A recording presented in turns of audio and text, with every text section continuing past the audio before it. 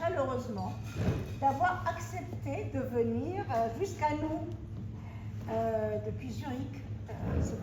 Voilà, c'est la Suisse, mais c'est quand même pas tout près. Voilà. Donc Rulli est doyen de la faculté de médecine.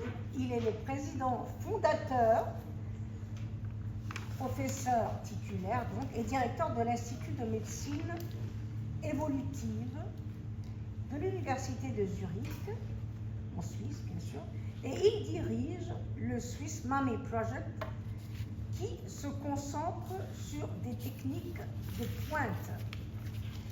En février de cette année, et pour célébrer 3 décennies de collaboration entre le Swiss Mommy Project, qu'on appelle le SMP, et ses partenaires égyptiens, l'ambassade de Suisse en Égypte et l'université de Zurich ont organisé un symposium sur les études qu'on appelle momiques au musée égyptien qu'on connaît, le fameux musée du centre-ville du Caire. C'est bien ça. Il était vraiment, voilà, Tahrir. Le symposium a également célébré, alors ça c'est autre chose, mais c'est très important, le 90e anniversaire du traité d'amitié entre l'Égypte et la Suisse. Plus fort ? Ah. Alors, le symposium a été marqué par des conférences données par des experts éminents, notamment les cofondateurs du Swiss Mommy Project, évidemment le professeur Frank Rulli et le docteur Thomas Benny. Parmi les autres intervenants notables figurait le professeur Yahya Gad, professeur émérite et superviseur scientifique du laboratoire d'ADN ancien au Musée national de la civilisation égyptienne, ainsi que le professeur Salima Ikram, éminente professeure d'université au département de sociologie, d'égyptologie et d'anthropologie de l'Université américaine du Caire. Créé en 1995 à l'Université de Zurich, le SMP a été le pionnier de la recherche biomédicale sur les momies, faisant progresser de manière significative la compréhension des momies égyptiennes anciennes grâce à des recherches innovantes, des initiatives de renforcement des capacités et des actions de sensibilisation du public à l'échelle mondiale. Je ne sais pas en dire plus sur sur le projet et je laisse la parole au professeur Rulli. Merci beaucoup.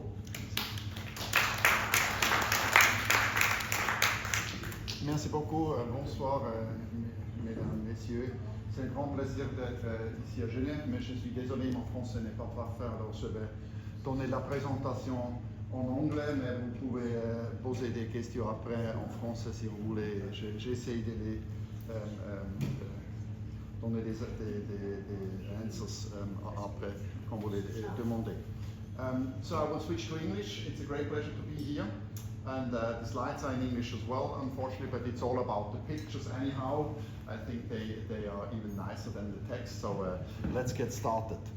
I have to thank Rostam Abu Said. He joined me in February for this trip to Cairo. It was really nice to have this opportunity. I will talk about that in a minute. But everything started many decades ago, and I have to give full credit and tribute to my mother, probably the most important person in your life. She introduced me to the Egyptian culture and took me to the pyramids more than a few decades ago. I won't go into details, but it's a while ago. So that started everything. But before we talk about the mummies, I would like just to put everything a bit in a frame, because you probably haven't heard about La Médecine Évolutive or evolutionary medicine. This is something, it's a rather new scientific concept where you combine knowledge from evolutionary biology and medicine, evolutionary theory, evolution itself, and you think about, you know, why and how humans are getting sick, why do we still have certain conditions, why we are not perfect, but we are still suffering from health issues. And you look at factors influencing that, genetic factors, behavioral factors, environmental factors, and you obviously look towards the past because you need to know. You can also try to predict the future, but that's a different story. But we mostly look in the past, and therefore we look at ancient specimens. You see one example on the right-hand side, where we try to figure out what are reasons why people were sick, what kind of diseases can you find there, and how did the diseases themselves actually evolved. So it's obvious that mummies are an important part of that. Mummies have been misused in the past, we know that. I mean, there have been the tomb robbers, there have been salt shipped to Western countries, the museums are full in Europe, and they even have been used as a remedy, and they have been unwrapped in mummy parties. You see them in the top right-hand side. You know, this is not something we would do nowadays. Obviously, we don't unwrap the mummies anymore. If we take samples, we take very small samples. Otherwise, we try not to touch them and leave them in dignity. Also, you know, the whole fancy stuff about the curse of the mummies and so on. I mean, I have a bit mixed feelings, honestly. On one hand, it puts the perspective of the public to the field, but it's probably not the kind of attention you want to have if you are a serious researcher. So, I mean, every child knows mummies, but I mean, it's a big step to do decent science. What are our aims? And we mostly focus on most modern biomedical technologies. We are trying to diagnose and to get actually medical data of the individuals. So this is a mummy which is in a museum in Winterthur, close to Zurich, from the Ptolemaic period, which is here in one of the most fancy scanners in the University Hospital in Zurich. And we try to get information, what kind of diseases they suffered from, what are the cause of death. We then put these data together and get more epidemiological data, so we want to know how the frequency of certain diseases changed over time, for example. But we also do a lot of basic research, which is often the case in medicine, that you try to figure out new methods, new technologies, and obviously we also come across non-medical issues. So we learn a lot, and I will show you that in a few minutes, about embalming techniques, about concept, religious concepts, and so forth. So we founded, as was mentioned before, 30 years ago, the Swiss Mummy Project at the University of Zurich. And you see here a line up of, not of the members of the project, but actually of mummies which we investigated. Multiple mummies from different cultural backgrounds, so we are not only looking at mummies from ancient Egyptian background, for example, South American mummies as well, Iranian salt mummies. I spent 2 excavations in Iran to uncover some salt mummies which are 2,000 years old in Zanjan. Extremely fascinating material, but the majority of the material actually comes from ancient Egypt in collections all over. We also already worked in Geneva actually in the collection a few years ago, but in many places in Switzerland and all over the world. And we have a blend of multiple disciplines working together. We have anthropologists, we have Egyptologists, medical doctors, chemists, whatever you name it, who actually work together, very interdisciplinary. This is when it started, 1995, the very first mummy, and you probably recognize this is the same mummy which we rescanned almost 30 years later, and it ended up in a medical thesis about paläopathologische Untersuchungen an einer altägyptischen Mumie aus den naturwissenschaftlichen Sammlungen der Stadt Winterthur. That was the beginning. 30 years later, we had the privilege, the honor to have this fascinating symposium in the entrance of the Egyptian museums. You probably recognize that when you have been there, if ever you have been there, with a lineup of very nice people. Dr. Sari Awast was there, the Director General of the Supreme Council of Antiquities gave us the honor to be there. And we really celebrated actually this interaction between Swiss scientists and Egyptian cultural heritage for more than 30 years. I think that was very fascinating and personally very touching to me to be able to celebrate that in Egypt. We have multiple methods, and I don't want to bother you too much with the technological details, but we are using a whole list of different methods when we do imaging and analysis of mummies. It starts very simple with just looking at mummies, putting different body parts which are fallen apart together, bringing them together to one body shape, for example. But it also goes into physical-chemical analysis. We do gas chromatography, mass spectrometry, we do infrared spectroscopy. So the whole range actually of technologies, but the majority of our work is actually in the imaging. So we are using X-rays, conventional X-rays, but also computed tomography.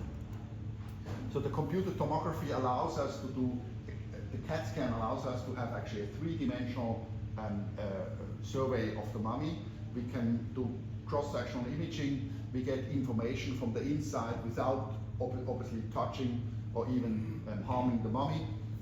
In the top left, you'll also see the same for a canopic jar. I will come back to that in a minute. We also have a canopic jar project running, and we look at multiple material to get information about what's inside and what can you define diseases. And it's not that easy. I mean, it's not easy in modern clinical settings, but it's definitely not easy in an ancient setting, because as you can imagine, the mummies are changed and the tissue is different than in the living, and we don't have standards. We have a lot of standards in modern clinical medicine, but we don't have standards, obviously, for ancient Egyptian material, because there are not so many who actually do this kind of work. So a lot of our work, again, without going into details, I just want to impress you with all our papers. And we published probably about 100 or even more papers on different diagnostic methods. We try to combine different methods to see how much information can we get by using normal X-ray, by combining it with computed tomography. So it's really basic science. So we try to do a lot of feasibility studies. What can be applied? What information can we learn from it on multiple levels? But this is obviously mostly for the scientific audience. But we also often have very nice findings, and this is one of my favorite images, which I show already for several years, because it really shows the combination of basically what we are doing. We are looking at the spine and the rib cage of the mummy, which is in Yverdon-les-Bains. By the way, if you want to see, I shouldn't say that in front of the people from the Geneva Museum, but probably the nicest mummy in Switzerland is the one in Yverdon-les-Bains, because it has really on the outside, it has the text written on it. We had the honor to investigate this mummy. And you see two things. On one hand, you see on the left-hand side, you see, I don't know if you can point with my finger here, you actually see the spine, and you see the degenerative changes of the spine.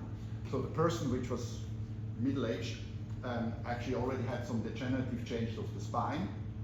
And next to it, just 2 centimeters apart, you actually see this heart scar, which was put in during the process of mummification when they removed the internal organs. And I think it's really nice, because it really shows on one hand a cultural act of putting in a heart scar into the body of the deceased person. On the same time, you have, on this very same picture, you also have a medical diagnosis. So it shows this combination, which I think is the fascinating part of our work. We obviously often look for multiple diseases. Here you see on the left-hand side cardiovascular diseases. You see the calcification of a vessel in the posterior part of the knee region. So cardiovascular diseases, arteriosclerosis was already very present in ancient Egyptian times. On the right-hand side, you see these holes, these arthritic changes in the scapular region, so in the shoulder region of a mummy. Basically, we just cut off the upper part of the arm virtually. Obviously, we haven't touched the mummy, but it's just virtually taken away, and then you see the joint with the lesions indicating degenerative diseases. So we often see diseases which are very present also in the modern setting already in ancient times. This is an unpublished paper where we diagnose in the left forearm of King Unas. It's from the collection in the Egyptian Museum in Cairo. We actually also diagnosed a kind of vascular calcinosis. So these are the vessels which show vascular calcification along the vessel.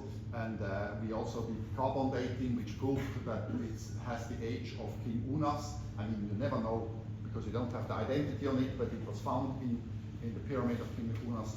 It was labeled, I think, by Maspero as being from King Unas. And the carbon dating, the radiocarbon dating, actually aged it in this period. So it's quite likely that it could be his forearm, and it has a nice, if you want to say so, medical diagnosis, where you can talk about a lot about differential diagnosis and so on. That's not something I will do now. We also do, for example, blinded facial approximation. You see in the middle so-called Fejum portrait, which you probably know, of a deceased person. And this was still on the mummy itself. It's from the Antiken Museum in Basel. And what we have done, we have virtually, without unwrapping the mummy or touching the mummy, basically we've done a 3D print on the left-hand side of what the mummy would look like now if you unwrap it, and on the right-hand side, a facial approximation. Whether that fits with the portrait, I leave it up to you, but that's some kind of approximation which you could do in these cases.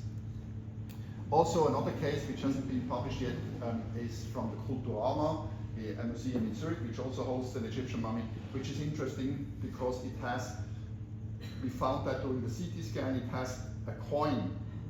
Initially we thought it's a ring, but it's actually a coin in one of the hands. You see this very bright spot on the left-hand side.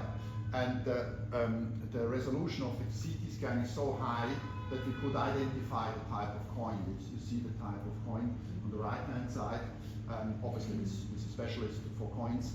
And I mean, it looks even better in the original than here in the screen, on the screen. But we could identify the coin, and the coin matched the age of the carbon dating of the mummy. So it's another proof that this was contemporary when the person died, and they gave that person this particular coin. So you can nowadays, without opening the mummy, the casket, or touching the mummy, you can even identify the coin, and you have such a good resolution with the imaging. We often go to, with portable equipment, to multiple museums, for example in Zagreb on the left-hand side, or in the Alcona magazine in Luxor. We went to Sudan with equipment. We have this kind of portable equipment where we go to the places because we don't want to move the mummies too much. So this is one thing. The other technique which we are using is ancient DNA. We have on the right-hand side, you see the lab which we have at the University of Zurich, which is a dedicated ancient DNA lab to look at the genetic information. And on the left-hand side, we are very proud. You see that we, together with Egyptian colleagues, took some samples in the Valley of the Kings. So that's inside of Tomb 40, KV40, in the Valley of the Kings, where we took with all the sterile requirements, we tried to get decent DNA samples to be later analyzed in Cairo. And this material is actually now analyzed in the lab in Cairo. But certainly the highlight for me personally was, and again, this is somehow in life, everything comes back. I started in 2005, you see that in the middle.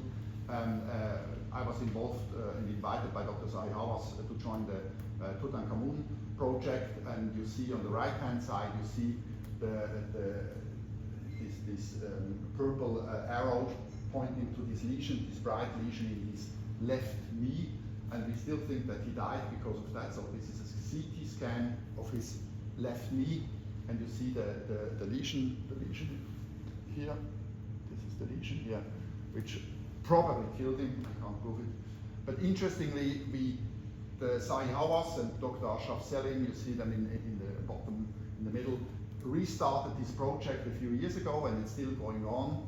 It's a very fascinating project that I had the privilege to be involved again in this project as a consultant, to look at the cause of death, but also the kinship analysis of the 18th dynasty. So basically looking in the middle of 18th dynasty, somewhere between Thutmose III and King Tut and his fetuses, to figure out, who is KV 55, whether it's Menkaure or Akhenaton or whatever. So the whole pattern of this middle period, end period of the 18th dynasty, that's part of these investigations. And the Egyptian authorities, under the lead of Professor Yahia Gad, were able to take new DNA samples, and this is now currently under investigation, and we hope that it will be possible to present some of these results in the coming months and years to come, because it's a very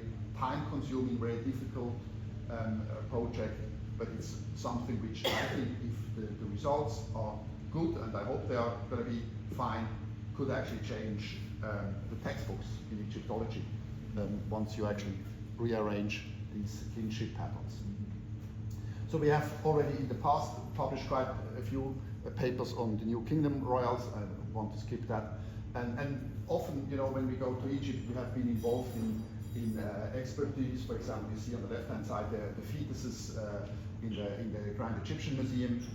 In the middle, I was invited by the former Minister of Antiquities to look at some of his material, which is north of Cairo, or in the top right, we look at the oldest prosthesis of Egyptian material in the scanner, which is at the Egyptian Museum in Cairo as well. So this is always some kind of consultancy.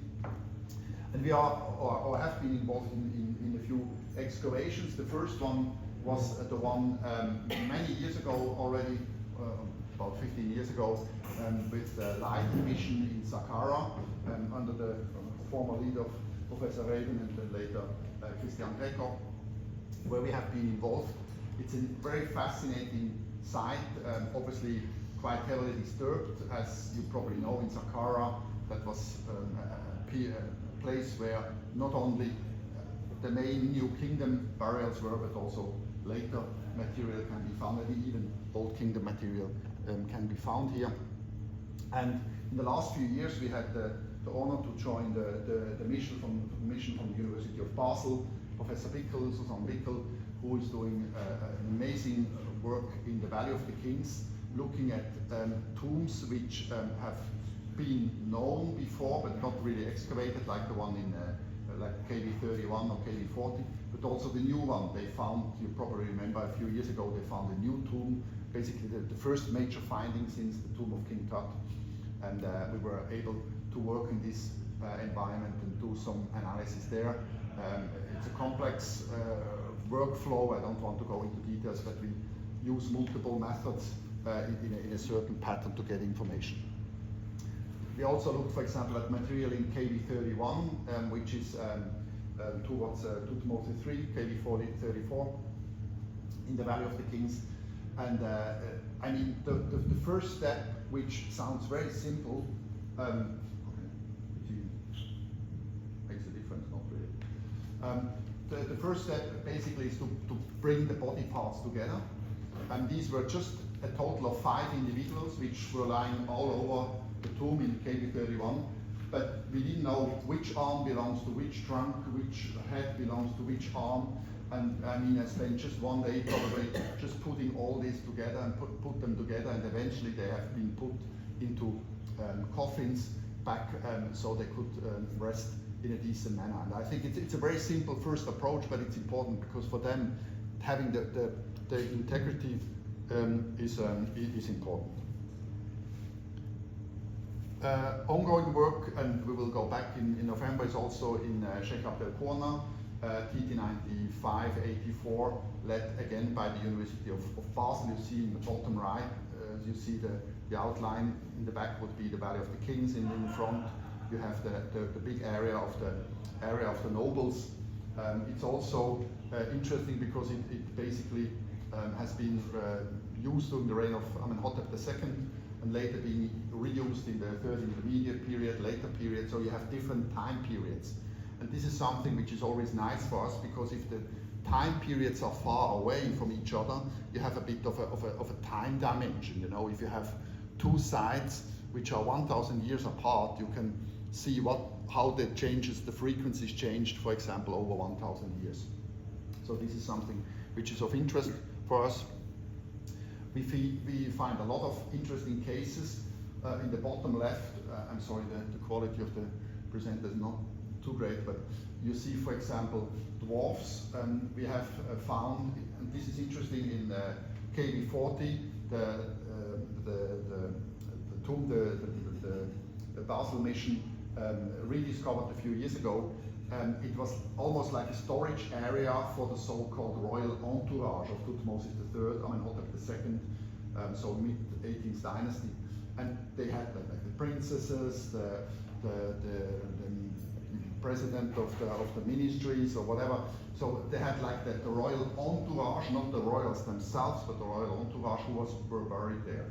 And they found, when we calculated it and rearranged all the individuals, a total of 81 individuals. I mean, this was a huge storage area of bodies. And within these 81 individuals, we found 4 cases of dwarfs, which is interesting, because the dwarfs, obviously, I mean, the Egyptologists know that better than I do, but they had a certain position also at the royal court. And I think it's more than statistically significant that you have 4 out of 80. But there was a reason why they obviously buried them there, and we were able to publish that. On the right-hand side, you see, for example, a mummified newborn, and it's interesting. You even see, I mean, it's completely broken, and you see that, but you see these round.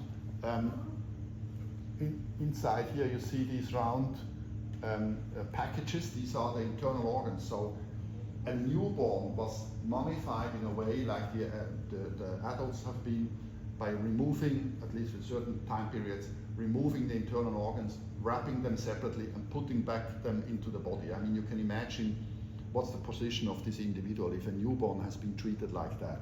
So this is really amazing to see, you know, how much effort they put into these individuals. So these are really high class, upper class people, royal entourage people, and some of them, you know, the Egyptologists could define the names, because there have been inscriptions on them or on some of the material. So it's really nice. We now know more a bit about these samples. What we try to figure out in the future is, because it has been reused in the 21st dynasty towards the late period, and we want to figure out who belongs to which time period genetically. So because we probably have more influx from the outside of Egypt later on, and genetically we probably should see different patterns between these different groups. So this is ongoing work. Ongoing work is also an involvement in some of the material of a Spanish mission, which very nicely reflects what I said before. You see these 2 yellow circles in the bottom right side.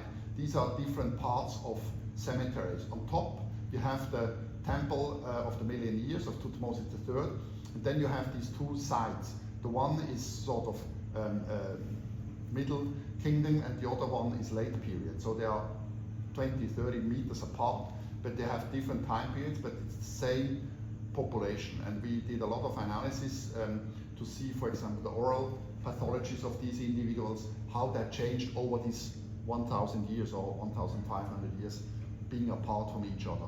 And because this material from the Spanish mission is really nice, because it's a lot of material as well, it's a lot of individuals, and the more individuals you have, the more significant are the findings. If you have just one individual with one pathology, it doesn't say a lot, but if you have 100, it's a different story. And it's also nice, you see, we do the X-rays in the tombs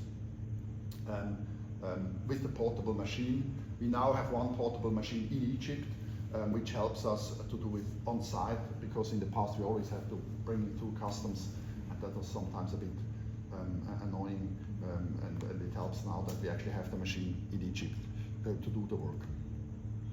Also in the Egyptian Museum we have done some work on the canopic jars. You see here a canopic jar. This is in the restoration lab of the Egyptian Museum, where we have done some work on this material. So canopic jars have been neglected in the past, and we have had a study which was funded by the Swiss National Science Foundation, where we were able to investigate more than 140 canopic jars from different museums all over the world, because these canopic jars have been the jars or the mugs for storing the internal organs. And everybody always focused on the mummies, but biomedically, but nobody really looked at the internal organs. And I mean, medically speaking, the internal organs are extremely valuable because you see a lot of diseases there. We have done X-rays, and we have shown, for example, or we have changed a paradigm, which was always said that the Egyptians wanted to keep the organs complete. This is not the case. We could clearly show that, for example, for the liver, they just took small pieces, wrapped this, mummified the small pieces of the liver and left the rest away. So it challenged a bit the concept that the Egyptians by all means wanted to keep the full body and the full internal organs. That's not the case. So we could show that by calculating the volumes of these contents. Also, we have done chemical analysis, genetic analysis. It's the first time that ancient DNA has been found, contemporary ancient DNA has been found on material from canopic jars. So it's feasible again, we could show it's possible, so canopic jars can now be used with the same methods like the full bodies or the full mummies. So this is a project which we ended a few years ago. And we are also doing experimental mummification. We are using fresh human cadaveric material. You see that on the bottom left, I'm sorry for the picture, which obviously was approved by the ethics committee to basically mimic Egyptian mummification. So what we have done, we have put the human tissue, but also animal tissue. We are working on animal tissue as well. On the top right, you see, for example, a swine liver, which we were using from the slaughterhouse, to actually mimic the mummification. And we obviously then follow by multiple methods, histology, X-ray, computer tomography, genetic analysis, to see how, during the process of mummification, the tissue changes. So it's like a model for ancient Egyptian times. We obviously can't wait 3,000 years for the results, but after a few weeks, you already see basically a change which it looks very much like the ancient Egyptian final status of mummification. So we really had a good model to actually show what that means, and that helps us to interpret the data in the ancient Egyptian samples. All this has the idea to bring data together. We are collecting that. We have probably the largest mummy database in the world, where we collect data from multiple investigations by ourselves, but also by other colleagues, what has been published in the literature. And we are working on that because it's all about bringing this data together. And this is again a publication which we haven't published yet, but it's a gathering of more than 1,000 mummies in terms of what kind of diseases they have, what's their age at death, what was their social status, and then you can do correlations. You can see whether the ones in the upper class had different diseases than the one in the lower class, and so on. I mean, we have to be completely honest, we have to be very careful with these interpretations, because I mean, this is still, even if it's 1,000 mummies, it's over a time period of 2,000 years, so it's very few individuals per time period. But at least it's the idea to bring data together and have a bit of a combination of multiple data, not just single cases. Since 2020, we were very happy to have an official memorandum of understanding with the Supreme Council of Antiquities, which was signed by famous Dr. Mustafa Waziri, and that allows us to have a framework with the Egyptian authorities to actually work together and in different projects. And as I said before, this project with Dr. Hawass and Yahya Gard on the 18th dynasty kinship and disease analysis, this molecular project is fascinating, and it's really hopefully groundbreaking for Egyptology as well. In the last few years, we also focus a lot on capacity building. We have done lectures, workshops all over Egypt, including in Fayoum, in the Bahariya oasis, really all over Egypt, to train Egyptian colleagues and to learn from their experience, but also tell them what we think are standards. We have done a field manual. This is also available in Arabic, actually, not only in English. A field manual for archaeologists and museum practitioners, which should help them to work on human remains, on mummies, on skeletons in their own museums, in their own storage rooms. And this is something which I think is really important. We have we got funding from the Bundesamt für Kultur, from the BAK, the Swiss Federal Agency, to run these courses. We also sometimes do practical imaging work where we bring our machine, we show them how to work. On the left-hand side you see, for example, the situation in Saqqara, where we on the side can help them to investigate mummies, teach them and learn from their experience what's the best practice to do this kind of work. And I think this is something which is important, because on one hand we do a lot of research here in Zurich and in Switzerland, but we also need to bring knowledge and to exchange knowledge in Egypt. That brings me to the point of sustainability. I think we have to be very careful on the material we are working on. You see on the right-hand side, for example, the way how we left our material behind in KB40, in the Valley of the Kings. So the next generations of scientists can come, everything is organized, it's labeled, it's clear, because I often saw in the past that, I don't want to blame anybody else, but I mean, there have been missions where just the material have been left behind, and I think it's just not ethical to leave it in this way. So we have to be very careful on how to leave the material for the next generation. I mean, humans are the best archives, and mummies are especially interesting also from medical perspective, because you have the soft tissue, we get more medical information than if you only deal with skeletons. I think we learn a lot about, you know, how disease changes, how culture changed over several thousand years, and it has a public impact. I mean, you see reports all over in the news and in the media if you talk about mummies. Again, not all of them are probably the way we want them to be, but I mean, you get their attention, and I think it's something where both Egyptology can learn something from the medical perspective, but also the medical community can learn something from Egyptological material. So we have a lot of collaborations. We had the pleasure, the honor to work with Khaled El-Enani, for example, other people in the ministry, multiple instances, multiple places. It's always a very nice interaction, and more we focus on this collaborative work. We also have an Egyptian colleague who joins us in the institute and who helps us to translate all this work into Arabic, for example, so it's accessible for the Egyptian scientific community as well. If you are interested to see more or hear more, I think it's also a French version available. The Einstein of SRF, June 2022, was following us for 45 minutes, so it's a whole series of videos on what we are doing in Egypt. And the future, what's the future? I think we need to recognize that ancient Egyptian mummies are ambassadors of a unique cultural heritage. We are working more and more with Egyptian authorities to do joint research, capacity building, and to promote kind of an Egyptian-Swiss mummy project, because it allows us to have a lot of information, and we have interactions with the Swiss embassy in Egypt. As has been mentioned, we're able to contribute to this 90 years of friendship treaty between Egypt and Switzerland, and I think it's a unique opportunity to work together with the Egyptian colleagues and vice versa. So I have to thank a lot of funding agencies who support us, who help us to keep this running. Obviously the Canton of Zurich, who pays for our institute. About half of the salaries from our institute are paid by the canton, but also by funding agencies and even private persons who support us, and a lot of interactions with multiple places in the world. And I would like to thank you for the interest, and I'm very happy to answer the questions even in French if possible.